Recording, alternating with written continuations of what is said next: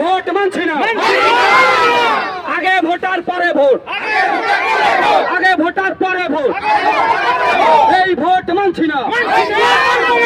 আগে ভোটার পরে ভোট, এই দাবিতে বয়কট। মুর্শিদাবাদ জেলার 63 নম্বর রানীনগর বিধানসভার 260 নম্বর বুথ থেকে সর্বদলীয়ভাবে গ্রামবাসীরা ভোট বয়কটের ডাক দিয়ে এক বৃহত্তর আন্দোলন করল পার রঘুনাথপুর এলাকায়।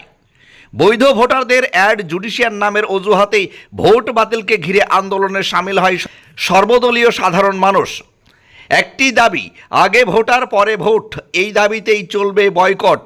এই স্লোগান তুলে মুখরিত হয়ে ভোট বয়কটের ডাক দেয়।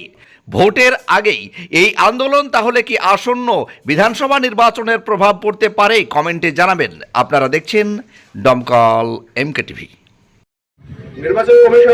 নির্বাচন কমিশনারের যে একটা ষড়যন্ত্র, সেটা হচ্ছে যে আন্ডার অ্যাডজুডিকেশন, তারপরে আপনার হচ্ছে যে বিভিন্ন একের পর এক টার্ম নিয়ে এসে লজিক্যাল ডিসক্রিপেন্সি এভাবে নিয়ে এসে সাধারণ মানুষদেরকে যে হয়রানি করছে এবং সাধারণ মানুষের ভোটাধিকার তথা নাগরিকত্ব কেড়ে নেওয়ার যে চক্রান্ত করছে, তারই প্রতিবাদে আমাদের আজকে এই মিছিল আর কি।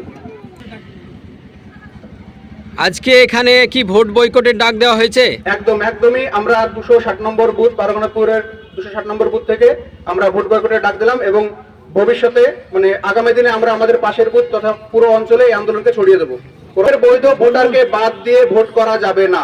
সমস্ত বৈধ ভোটারের নাম তুলতে হবে, তারপরে ভোট ঘোষণা করতে, মানে তারপরে হচ্ছে ভোট কন্ডাক্ট করতে হবে। নির্বাচন কমিশনারের কাছে আমাদের এই একটাই দাবি। নির্বাচন কমিশনার 2026-এ যে খসড়া তালিকা প্রকাশ করেছিল, সেখানে যারা মারা গিয়েছে তাদের নামটা বাদ গিয়েছিল, আর যারা এখান থেকে ট্রান্সফারে অন্য জায়গায় চলে গিয়েছে বাদ গিয়েছিল। এই যে বিএলওরা সেটা ঠিকঠাক ভাবে তুলে ধরেছিল। এই খসড়া তালিকা অনুযায়ী ভোট করুক, আমাদের কোনো আপত্তি নাই। খসড়া তালিকা অনুযায়ী ভোট করতে হবে। আর এই যে লজিক্যাল ডিসপেন্সারি, তারপরে জুডিকেশন যা আছে, এগুলোকে বাদ দিয়ে ওই খসড়া তালিকা অনুযায়ী ভোট করতে হবে।